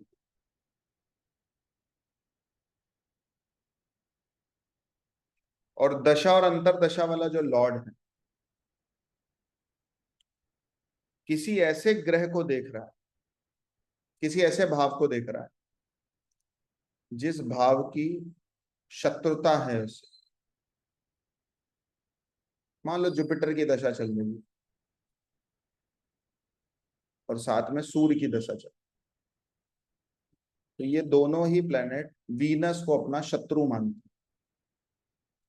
वीनस की दशा है और सूर्य की अंतर्दशा। दोनों ही प्लेनेट बैठे हैं 10th हाउस। 10th हाउस में बैठ के 4th हाउस में पड़े हुए वीनस को, और वीनस मान लो अपने ही घर में बैठा है, स्वग्रही होकर, और 4th हाउस और वीनस दोनों को देख, कौन देख रहा है? जुपिटर देख रहा है और सूर्य देख रहा है। तो जब तक ये दशा चलेगी तब तक व्यक्ति चौथे भाव से जुड़ी हुई जितनी भी चीजें हैं उनके with respect to bad results ही हैं। तो हम कभी कभी पूछते हैं खराब होगा तो कितना खराब होगा? उतना खराब होगा जितना दशा लॉर्ड और अंतरदशा लॉर्ड डबल इम्पैक्ट बना के कर रहा हो।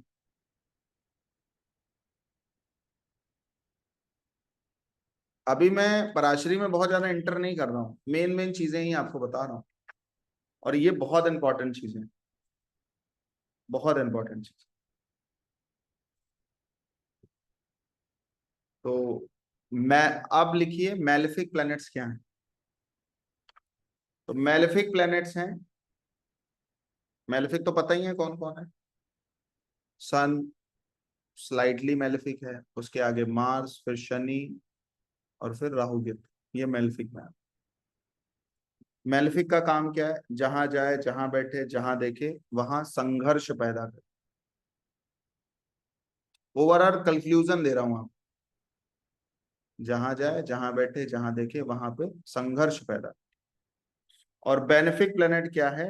जहां जाए, जहां बैठे, जहां देखे वहां आसानी पैदा।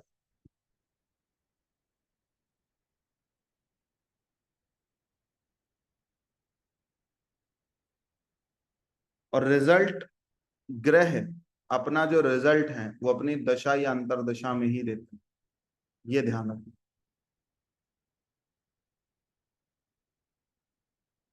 फोर्थ लॉर्ड कितना ही बली होके क्यों ना बैठा हो, फोर्थ लॉर्ड पर कितने भी अच्छे ग्रहों का इम्पैक्ट क्यों ना हो, लेकिन जब तक वो पॉजिटिव इम्पैक्ट देने वाले प्लेनेट की दशा नहीं चलेगी या अंतरदशा नहीं चलेगी, तब तक चौथे भाव से संबंधित चीजें आपको प्राप्त नहीं होंगी।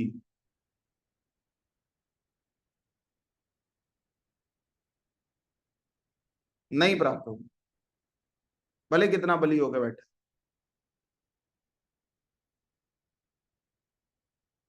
तो भाव बताते हैं ये घटना होगी, और दशा बताती है घटना कब होगी।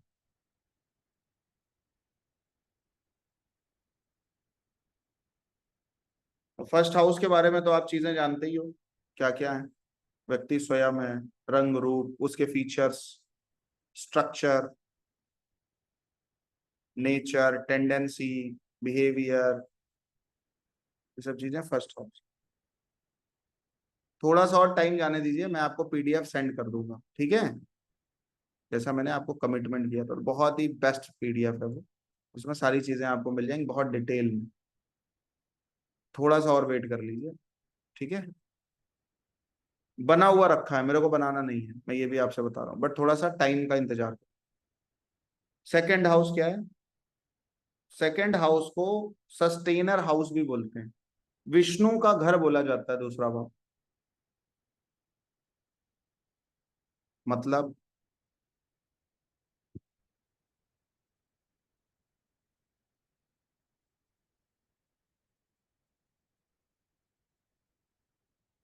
हेलो, जी सी साहब बोलो।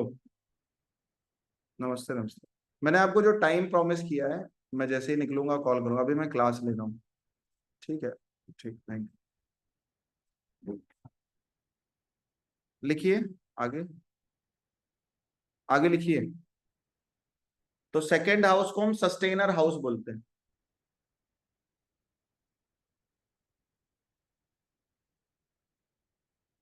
ईटेबल फूड जितने भी हैं सेकेंड हाउस से देखे जाते हैं। वेल्थ, बैंक बैलेंस, स्पीच, दूसरे भाव से।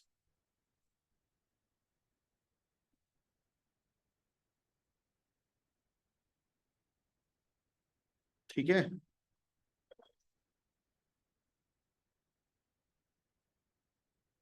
सेकेंड हाउस में अगर मैलेफिक होंगे तो सेकेंड हाउस से रिलेटेड एट्रीब्यूट्स को प्रभावित करें।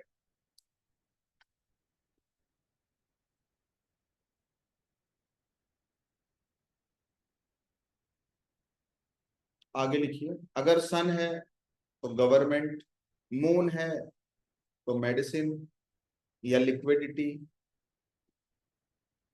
मदर के विद रिस्पेक्ट टू, मार्स है तो लैंड, सैटर्न है तो आर्किटेक्चर और मशीनरी, वास्तु, जुपिटर है टीचिंग, गोल्ड, बैंकिंग, इन सब चीजों से धन आने का योग बने।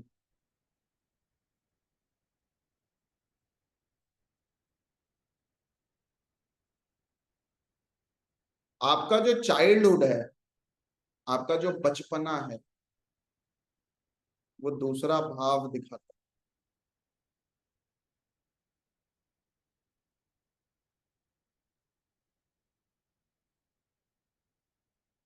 वो दूसरा भाव दिखाता है।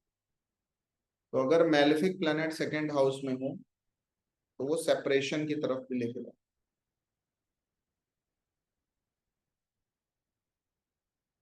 थर्ड हाउस किस चीज का है? इच्छा शक्ति का। थर्ड हाउस का जो मेन सोर्स है वो है इच्छा शक्ति। इसलिए तृतीय भाव किसी व्यक्ति को तब तक रिजल्ट नहीं देता जब तक वो अपना डिजायर प्रकृति को बता नहीं देता। जब तक इच्छा नहीं होगी तब तक रिजल्ट नहीं मिलेगा। तो जिसको अपना तीसरा भाव एक्टिव करना हो उसको बड़ी इच्छाएं करनी चाहिए और उनको करने के लिए प्रयत्न करना चाहिए। कर पाओ ना कर पाओ वो बात की बात।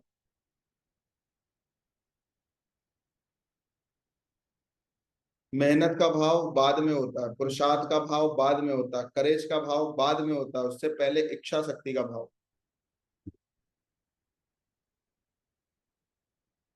ठीक है, आगे लिखिए। जो भी प्लेनेट थर्ड हाउस में बैठेगा उसका डायरेक्ट संबंध नाइन्थ हाउस से बन जाएगा, क्योंकि हर प्लेनेट के पास सेवंथ एस्पेक्ट तो है ही है।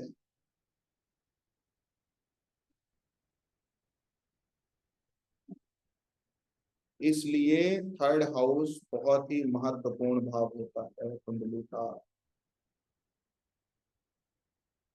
कर्म का हाथ है तृतीय भाव। इवन कर्म को हम दसम भाव बोलते हैं, लेकिन कर्म जहां पे अपना सरेंडर करता है वो तीसरा भाव।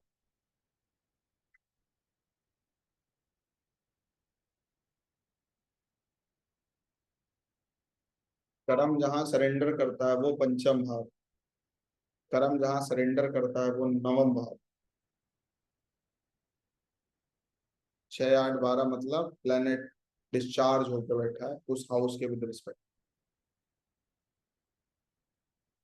मतलब आपने अपने जीवन की डोर किसी प्लेनेट का 6 8 12 में जाने का मतलब आपने अपने जीवन की डोर उस पर्टिकुलर हाउस को दे रखा है जहां पर उस भाव का लॉर्ड 6 8 12 में गया,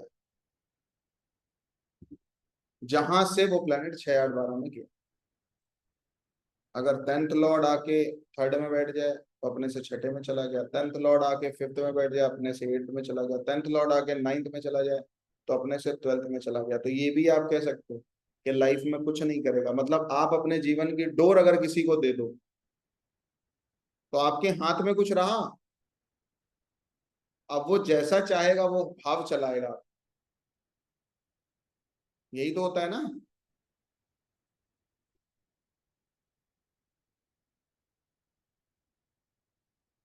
जैसा चाहे भाव चलाए।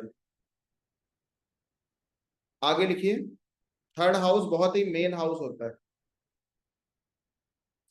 मैलिफिक प्लैनेट्स अगर एक दो भाव ऐसे हैं ना जहां पे मैलिफिक प्लैनेट्स बहुत बेस्ट रिजल्ट्स देते हैं। इवन 3 भाव ऐसे। तीसरा भाव, छठा भाव और एकादश भाव, इनमें मेलेफिक प्लैनेट्स जितने मेलेफिक होंगे उतने बेस्ट रिजल्ट्स मिलेंगे आपकी लाइफ। बस कंडीशन एक है, तुम हार नहीं मानने चाहिए, क्योंकि स्टार्टिंग फेज में वो संघर्ष देंगे। और बेनिफिक प्लैनेट जानते हो क्या है? स्टार्टिंग में संघर्ष नहीं देते, बाद में संघर्ष देते, क्योंकि तुम तो अफलातून हो जाओगे, तुम्हारे पांव ही जमीन पे नहीं रहेंगे। मान लो वीनस, आपके चार्ट में वीनस जो है वो 7th हाउस में बैठे, सॉरी वीनस मान लो 3rd हाउस में बैठे, या वीनस मान लो 11th हाउस में बैठा है, वीनस मान लो 6th हाउस में बैठा। आपने कोई बिजनेस स्टार्ट किया, आपने कोई काम स्टार्ट किया, वीनस मान लो छठे भाव में बैठा है, वो एकदम से पैसा दे देगा, एकदम से पैसा दे देगा।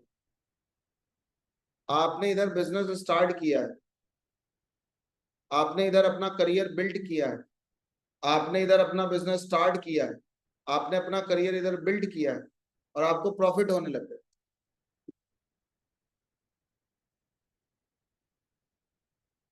तो व्यक्ति बहक सा जाता है ना फिर,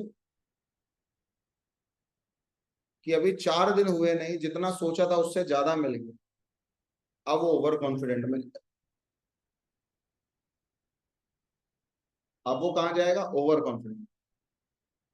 अब वहां से ये और आगे भी जा सकता है, और यहाँ से वो बहुत बेकार सिचुएशन में भी जा सकता है। अब मान लो एक आदत आपको पड़ गई कि अब आप लेट जा रहे हो तब भी पैसा आ रहा है, आपने एक ऐसा स्टाफ रख लिया, एक ऐसी स्टाफ आपने हायर कर लिया जो आपके लिए काम कर रहा है, आप तो खूब मजे में हो, अरे यार ठीक है, ऐसा आदमी रखा है कि मेरे को ऑफिस जाने की भी जरूरत नहीं, वो खुद ही करके देगा, क्योंकि छठा भाव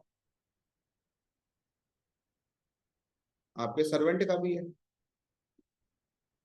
अरे यार वो कंपनी मेरे से इतना माल का ऑर्डर दे रही है मेरे को, उस कंपनी को इतनी सप्लाई मेरी जा रही है, अब खुदा ना खास्ता ऐसा हुआ और आपके मन मुताबिक रेट में चल रही है चीज, खुदा ना खास्ता ये हुआ, आपके सर्वेंट ने सोचा बॉस तो आते नहीं, हम ही कुछ कमाने की कोशिश एक्स्ट्रा कर लेते, हम ही कुछ कमाने की कोशिश एक्स्ट्रा में कर लेते। अब वो एक्स्ट्रा कमा रहा है, आपका ध्यान गया कुछ दिन बाद, मैं भी क्लास ले रहा हूँ, फ्री होके कॉल कर।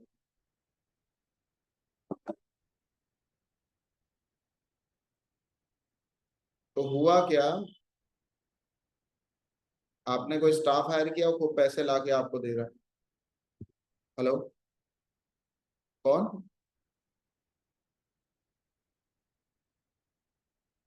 अभी मैंने 2-3 बार आपको कॉल कट किया था, तो अभी मैं बिजी हूँ, मैं कॉल करता हूँ, ठीक है? मैं आधे घंटे में करूँगा।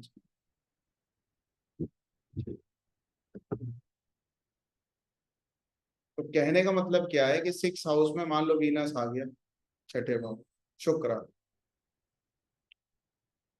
स्टार्टिंग में आपको अच्छे बेनिफिट हुए, अच्छे प्रॉफिट हुए, आपने ऐसा सर्वेंट रखा, आपको कोई ऐसी कंपनी मिल गई जहाँ पे सप्लाई बहुत अच्छी हो, आप बढ़िया दे रहे हो, मोटा पैसा भी कमा रहे हो, वो भी बहुत ज्यादा ध्यान नहीं दिया, पर आपके सर्वेंट ने सोचा कुछ प्रॉफिट बनाते हैं, और आपका तो अब क्या है, आप तो डिपेंडेंसी हो गई ना आपकी, तो कि वो टाइम पे खोलेगा, वही सारे ऑर्डर करेगा, आप बच जाओगे चेयर में बैठोगे, नेटफ्लिक्स चलाओगे, मूवी देखोगे, शाम को आपके अकाउंट में 2 लाख रुपए गिर गए। वीनस ये करता है, मरकरी ये करता है, मून ये करता है।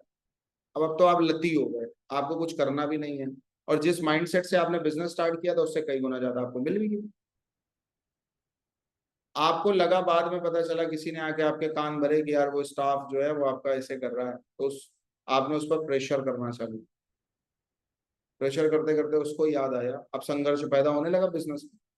अब उसको याद आया थोड़ी देर बाद कि यार जब सब हम ही देख रहे हैं तो अपना ही क्यों ना मैं स्टार्ट कर लूं, इनकी रोज गाली हम क्यों खाएं।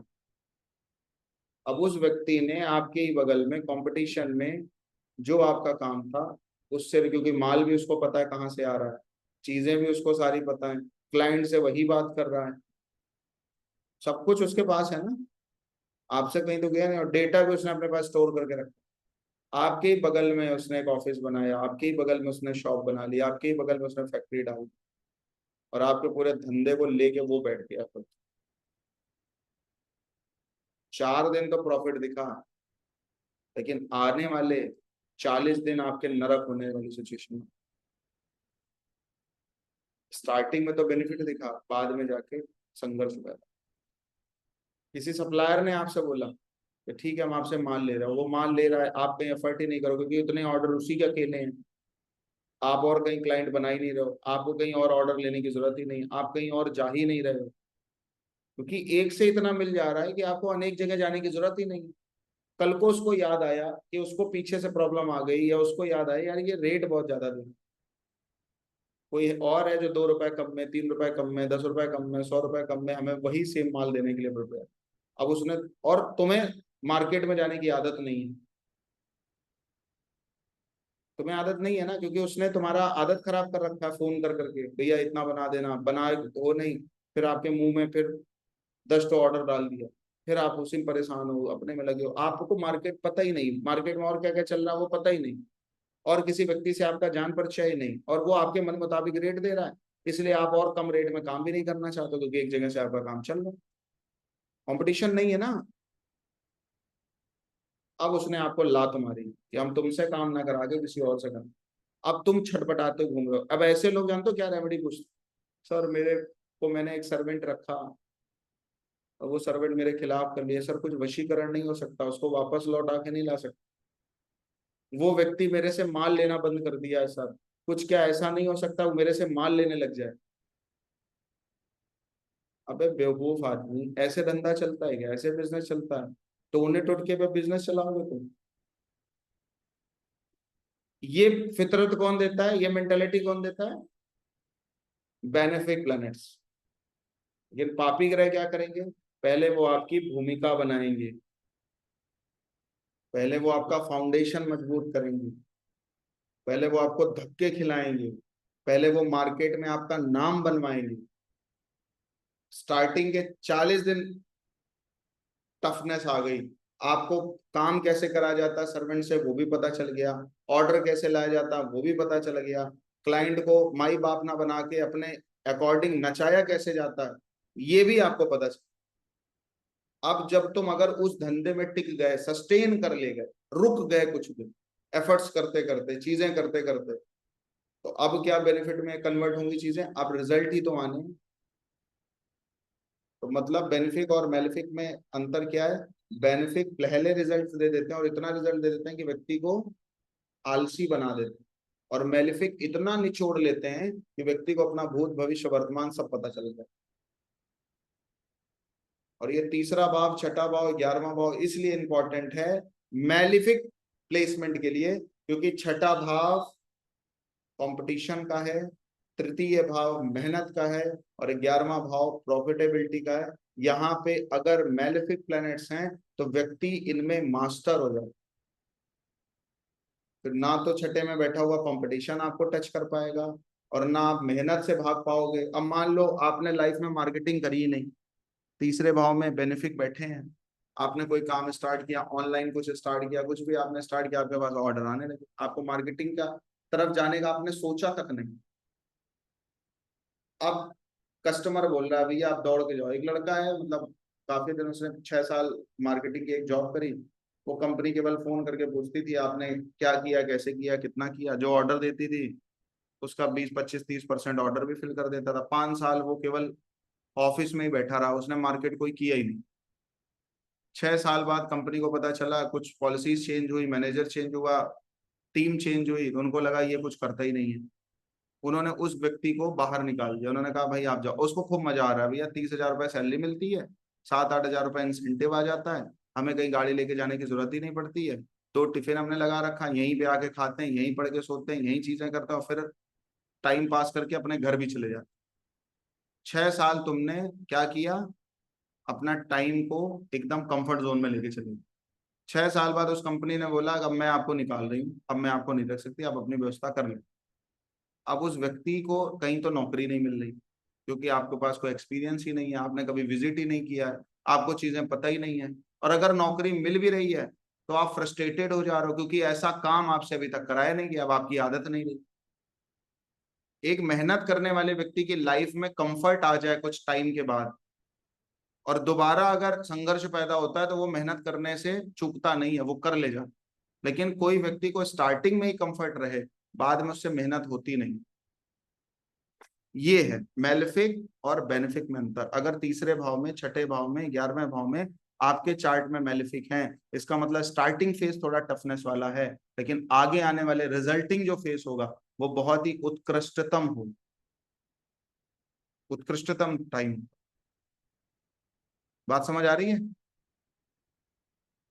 क्लियर हो गई बात? ठीक है। तो थर्ड हाउस होता है संघर्ष। तीसरे भाव की अगर कोई रेमेडी आप करना चाहो तो आप कर सकते हो, जिससे आपका भाग्य आपका साथ दे। लाइफ में बहुत डिस्कम्फर्ट है, लाइफ में बहुत संघर्ष चल रहा है, लाइफ बहुत हैक्टिक है, बहुत ज्यादा प्रॉब्लम लाइफ में चल रही है, तो कुछ ऐसी रेमेडी जो आपके लिए हेल्पफुल होगी, और वो दशा अंतर दशा के अकॉर्डिंग ही होगी। जिस भी प्लेनेट की दशा चल रही है और लाइफ में टफनेस दे रहा है, थर्ड हाउस को ज्यादा एक्टिव कर रहा है, अगर वो सूर्य है तो सूर्य को जल दें और प्रणाम करें। सन है, सन के पीरियड में अगर संघर्ष आ रहा है, कठिनाइयां आ रही, परेशानियां आ रही, तो सूर्य भगवान को जल दें, जल देकर निकलें। ऐसा भी कह सकते हैं कि अब किसी भी काम के लिए जा रहे हो, जल दे के तब घर से निकलो और प्रणाम करो पर डे। मून है तो चांदी के किसी पात्र में, अगर अनुकूल चंद्रमा है तो पानी पी चांदी के पात्र में, गिलास। शुक्र है, दही खिलाएं, दही खिलाएं। ठीक है। मंगल है, दिया जलाएं। सैटर्न राहु है तो धूप बत्ती जलाएं। केतु है तो भी दिया जलाएं। बुध है तो ओम विष्णवे नमः कह के गाय को चारा खिलाएं। और जुपिटर है तो घर से मीठा खा के बाहर निकले और थोड़ा सा हल्दी को स्पर्श कर लें। अगर कोई भी इन प्लैनेट्स की दशाएं चल रही हैं, ऐसा करने से इनकी जो टफनेस है उनमें काफी हद तक कमी आ जाती है, संघर्ष में कमी आ जाती है।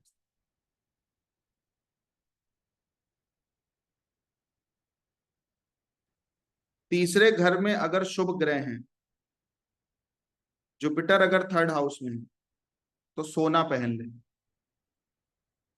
गोल्ड पहन ले। गोल्ड नहीं पहन सकते, येलो कलर की कोई थ्रेड पहन ले। वीनस है तो सिल्क थ्रेड पहन ले हाथ में। हाथ की बात हो रही है, गोल्ड हाथ में होना चाहिए। ठीक है। और मून अगर है तो हाथ में चांदी पहन सकते, शुभ ग्रह के केस, तो ये इसको बलि कर दे। राहु केतु शनि है तो इनके थ्रेड नहीं पहनने चाहिए, ये ऑलरेडी आपको संघर्ष दे रहे हैं, तो इनको इनको एक्टिव नहीं करना है। ठीक है। जब भी आप राइट हैंड में किसी भी चीज को पहनते हैं तो आपकी इंटेंसिटी बढ़ा देता है एफर्ट्स करने की।